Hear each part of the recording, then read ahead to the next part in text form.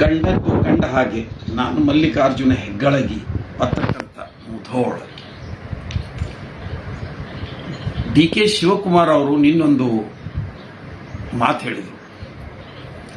ನಾನು ನಿಜವಾಗಿಯೂ ಮನುಷ್ಯನಾಗಿ ಬೆಳೆದದ್ದು, ನನ್ನಲ್ಲಿ ಧೈರ್ಯ ಬಂದದ್ದು, ನಿಜವಾದ ನನ್ನ ವ್ಯಕ್ತಿತ್ವದ ಬೆಳವಣಿಗೆ ಆಗಿದ್ದು ನಾನು ಜೈಲಿಗೆ ಹೋಗಿ ಬಂದ ನಂತರ ಅಂತ ಹೇಳಿದರು. ಜೈಲು ನನ್ನನ್ನು ಮನುಷ್ಯನನ್ನಾಗಿ ರೂಪಿಸಿದ ಅಂತ ಹೇಳಿದರು. ಅವರು 2019 49 ದಿವಸ ಜೈಲಿಗೆ ಹೋಗಿದ್ದರು. ಅದು ಮುಖ್ಯ ಅಲ್ಲ. ಈಗ ನಾ ಹೇಳಬೇಕಾಗಿದ್ದು ಜೈಲು ಮತ್ತು ನಾವು ಜೈಲಿಗೆ ಹೋಗೋದು. ಜೈಲಿಗೆ ಹೋಗೋವರೇ ಬೆಳೀತಾರೆ ಅಂತ ನಾ ಹೇಳಬೇಕು ಅಂತೀನಿ. ಸತ್ಯಕಾಮ ಅಂತ ಒಬ್ಬರು ಪ್ರಸಿದ್ಧ ಸಾಹಿತಿ ಇದ್ರು, ಅವರು ಸಂತ ಕೂಡ. ಅವರು ಸ್ವತಃ ಸ್ವಾತಂತ್ರ್ಯ ಚಳವಳಿ ಒಳಗೆ ಭಾಗವಹಿಸಿ ಭೂಗತರು ಆಗಿದ್ರು, ಜೈಲಿಗೆ ಹೋಗಿದ್ರು. ಅವ್ರು ಯಾವಾಗಲೂ ಹೇಳೋರು ನಮಗೆ, ಬೆಳೆಯಬೇಕೆನ್ನುವವನು ಜೈಲಿಗೆ ಹೋಗಬೇಕು, ಬೆಳೆಯಬೇಕೆನ್ನುವವನು ಜೈಲಿಗೆ ಹೋಗಬೇಕು ಅಂತ ಹೇಳ್ತಿದ್ರು. ನಾನು ಹಂಗ ಈಗ DK ಶಿವಕುಮಾರ್ ಅವ್ರು ಹೇಳಿದ ಮೇಲೆ ಅದನ್ನ ಬಹಳ ಡೀಪ್ ಆಗಿ ವಿಚಾರ ಮಾಡಕತ್ತಿದೆ. ಈಗ ಬೆಳೆದು ನಿಂತವರನ್ನೆಲ್ಲ ಗಮನಿಸಿದರೆ, ಸಾಮಾನ್ಯವಾಗಿ ರಾಜಕೀಯ ಕ್ಷೇತ್ರದೊಳಗ, ಸ್ವಾತಂತ್ರ್ಯ ಚಳವಳಿ ಒಳಗ, ಸ್ವಾತಂತ್ರ್ಯ ಬಂದ ನಂತರ ದೇಶದೊಳಗ ವಿದೇಶದೊಳಗ ಬೆಳೆದ ನಿಂತ ನಾಯಕರನ್ನೆಲ್ಲರನ್ನೂ ಒಮ್ಮೆ ಡೀಪ್ ಆಗಿ ನಾವು ನೋಡಿದರೆ ಅವರೆಲ್ಲ ಜೈಲಿಗೆ ಹೋಗಿ ಬಂದವ್ರೆ. ನೆಲ್ಸನ್ ಮಂಡೇಲಾ 25 ವರ್ಷ ಜೈಲಿನಾಗಿಟ್ರು, ಇನ್ನೇನು ನಾಶ ಹೋಗೋಣ ಅಂತ ತಿಳ್ಕೊಂಡ್ರು. ಜೈಲಿನಿಂದ ಬಂದ ಮರುದಿನಾನೇ ದಕ್ಷಿಣ ಆಫ್ರಿಕಾದ ರಾಷ್ಟ್ರಪತಿ ಆದರು.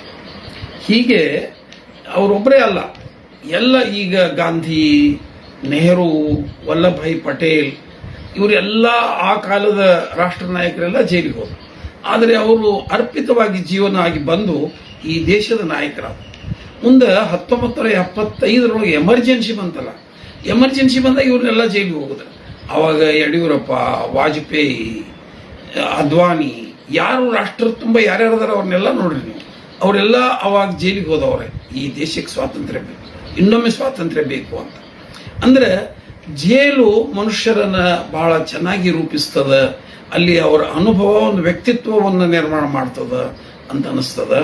ಅಷ್ಟೇ ಅಲ್ಲ, ಆರೋಪಗಳನ್ನು ರಾಷ್ಟ್ರೀಯ ಕಾರಣಕ್ಕಾಗಿ, ದೇಶದ ಕಾರಣಕ್ಕಾಗಿ ಹೋರಾಟ ಮಾಡಿ ಜೈಲಿಗೆ ಹೋದವ್ರದ್ದು ಒಂದು ಮಗ್ಗಲಾದರೆ, ಅನೇಕರು ಆರೋಪ ಹೊತ್ತುಕೊಂಡು ಜೈಲಿಗೆ ಹೋಗಿ ಬಂದವ್ರದ ಅವರು ಕೂಡ ಬಹಳ ವ್ಯಕ್ತಿತ್ವವಾಗಿ, ಬಹಳ ಘನವಾಗಿ ಬೆಳೆದಾರೆ. ಈಗ ಎಲ್ಲರಿಗೂ ಅಂಥ ಇದು ಅಂದ್ರೆ ಜೈಲು ನಿಜವಾಗಿಯೂ ಮನುಷ್ಯನನ್ನು, ಅಲ್ಲಿ ಏಕಾಂತ, ಅಲ್ಲಿಯ ಕಟ್ಟಳೆಗಳು, ಅಲ್ಲಿ ಒಬ್ಬನೇ ಆಗಿರಬೇಕಾದ ವಾತಾವರಣ, ಅನೇಕ ದುಃಖ, ಒತ್ತಡ, ಅಪಮಾನ ಅವರೆಲ್ಲವೂ ಒಬ್ಬ ಮನುಷ್ಯನನ್ನಾಗಿ ರೂಪಿಸ್ತಾವ. ಅದಕ್ಕೆ ಬೆಳೆಯಬೇಕೆನ್ನುವನು ಸತ್ಯಕಾಮ ಹೇಳ್ತಿದ್ರಲ್ಲ, ಹಂಗ ಜೈಲಿಗೆ ಹೋಗಿ ಬರಬೇಕು ಅಂತ. ಈ ಸಂದರ್ಭದೊಳಗೆ ಶ್ರೀಕೃಷ್ಣನು ನೆನಪಾಕ, ಶ್ರೀಕೃಷ್ಣ ಹೇಳ್ತಾರಲ್ಲ ಜೈಲಿನಾಗ ಹುಟ್ಟಿದ ಅಂತ ಹೇಳಿ. ಜೈಲು ಮನುಷ್ಯನನ್ನ ರೂಪಿಸುವ ಒಂದು ವಾಸ್ತವ. ಅದಕ್ಕೆ ಅದು ಜೈಲಿಗೆ ಹೋಗಿ ಬಂದ ಮೇಲೆ ಇನ್ನು ಎಲ್ಲಿ ಹೋಗೋದು ಉಳಿದೇ ಇಲ್ಲಲ್ಲ, ನಾ ಎಲ್ಲರೂ ಎದಕ್ಕೂ ಎದುರೋದು ಜೈಲಿಗೆ ಹೋಗಿ ಬಂದಿನ ಅಂತ ಅಂತಾರೆ. ಹೀಗೆ ಜೈಲು ಮನುಷ್ಯನನ್ನ ರೂಪಿಸ್ತದ. ಕೊನೆಯದಾಗಿ ಒಂದೆರಡು ಘಟನೆಗಳನ್ನು ಕೂಡ ಈ ಸಂದರ್ಭದಲ್ಲಿ ಹೇಳ್ಬೇಕಂತೀನಿ. ಈ ಜಮಖಂಡಿ ಬಾಬುರೆಡ್ಡಿ ತುಂಗಾಳ ಅಂತಿದ್ರು, ಒಂದು ಪೀರಿಯಡ್ ಶಾಸಕರು ಕೂಡ ಆಗಿದ್ರು, ಒಳ್ಳೆ ಪತ್ರಕರ್ತರವರು. ಅವರು ಕನಿಷ್ಠ ಒಂದು 10 ಸರಿ ಜೈಲಿಗೆ ಹೋಗಿರ್ಬೇಕು. ಅವರಿಗೆ ಅವ್ರ ಹಗಲೆಲ್ಲ ಹಾಸ್ಯ ಹೇಳೋರು ನಮಗೆ. ಅವ್ರ ತಂದೆ ಅನ್ನೋರಂತೆ, ಯಾಕೋ ಬಾಬು ಭಾಳ ಸ್ವರ್ಗಿ, ಒಂದು ವಾರ ಜೈಲಿಗಾರ ಹೋಗಿ ಬಾ ಅಂತಿದ್ರಂತ. ಅಂದ್ರೆ ಜೈಲಿನಲ್ಲಿ ಕೂಡ ಅವರ ಆರೋಗ್ಯ ಸುಧಾರಿಸ್ತಿತ್ತಂತ.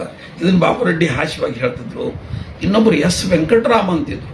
ನಾನು ಸಮೀರ್ವಾಡಿ ಸಕ್ಕರೆ ಕಾರ್ಖಾನೆ ಯೂನಿಯನ್ ಪ್ರೆಸಿಡೆಂಟ್ ಆದಾಗ ವೆಂಕಟರಾಮ್ ರಾಜ್ಯ ಪ್ರೆಸಿಡೆಂಟ್ ಇದ್ರು. ಅವ್ರನ್ನ ಎಮರ್ಜೆನ್ಸಿ ಒಳಗೆ 18 ತಿಂಗಳು ಜೈಲಿಗೆ ಹಾಕಿದ್ರು. 18 ತಿಂಗಳು ಜೈಲಿಗೆ ಹಾಕಿದಾಗ ಅವ್ರಿಗಿಬ್ರು ಹೆಣ್ಮಕ್ಳು, ಅವರಿಬ್ಬರು ಆ ಅವಧಿಯೊಳಗೆ ಮದುವೆ ಮಾಡಿಕೊಂಡ್ರು. ಅದಕ್ಕೆ ಅವ್ರು ಹೊರಗೆ ಬಂದ ನಂತರ ಒಂದು ಮಾತು ಹೇಳಿದರು, ಇಂಥ ಹೋರಾಟಗಾರನಿಗೆ ಇಂಥ ಮಕ್ಕಳೇ ಭೂಷಣ ಅಂತ. ಅಂದ್ರೆ ಹೊರಗೆ ಬರುವ ಸಾಧ್ಯತೆಯೇ ಇರಲಿಲ್ಲ. ಅದಕ್ಕೆ ಅವರು ತಂದೆ ಮೇಲೆ ಅವನಮ್ಮನ ಆಗದೆ ತಮ್ಮ ಜೀವನ ರೂಪಿಸಿಕೊಂಡ್ರು ಅಂತೂ ಕೂಡ ತಮ್ಮ ಮಕ್ಕಳದ ಅನುಭವ ಹೇಳಿದರು. ಬಹಳ ಮಂದಿ ಜೈಲಿಗೆ ಹೋಗಿ ಬಂದು ಬೆಳೆದವರನ್ನು ನಾನು ಪ್ರತ್ಯಕ್ಷವಾಗಿ ನೋಡಿನಿ. ಅದಕ್ಕೆ ಜೈಲು ಎಂದೂ ಕಷ್ಟದ್ದಲ್ಲ, ಅದು ಬೆಳವಣಿಗೆಯ ಹಂತ ಕೊಡ್ತದ ಕೂಡ ಅಂತ ಹೇಳಿ ನನ್ನ ಮಾತು ಮುಗಿಸ್ತೇನೆ. ಈ ಸಂದರ್ಭದೊಳಗೆ ನಮ್ಮ ಮಗಳು ಶ್ರೇಯಾ ಕುಂತಾಳ ನನ್ನ ಜೋಡಿ. ಅಕ್ಕಿಗೆ ಭಾಳ ಧೈರ್ಯ ತುಂಬಬಹುದು ಈ ಮಾತು ಹೇಳಕತ್ತೀನಿ. ಅಕ್ಕಿ ಅಷ್ಟ ಗಟ್ಟಿದಾಳ. ನಮ್ಮ ಶ್ರೇಯನ್ನ ಕರ್ಕೊಂಡು ಮಾತಾಡಿದ್ದು ಭಾಳ ಸಂತೋಷ ಅನಿಸ್ತದೆ. Thank you.